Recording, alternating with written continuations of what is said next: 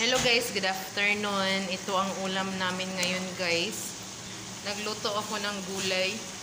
Gulay siya guys ngayon kasi nga puro na lang kami manok lang lagi guys.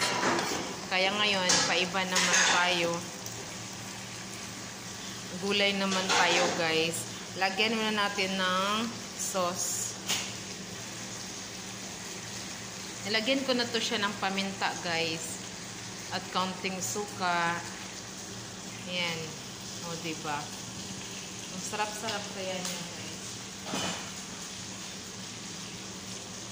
Pero alam nyo, guys, mayroon din kami ditong chicken wings. Kasi may natirang manok na chicken wings. Kaya, pinaprito ko na lang siya, guys. O, diba? Ang sarap-sarap kaya nito, guys.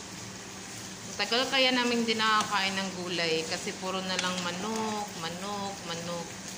Ngayon, maggulay na naman.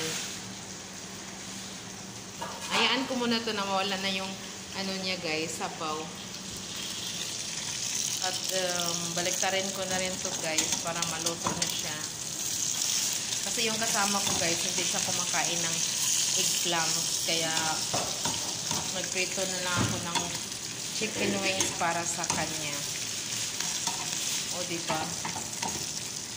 Masarap kaya nito guys. Lemon lang ang nilagay ko dito at saka paminta at konting asin. Thanks for watching guys.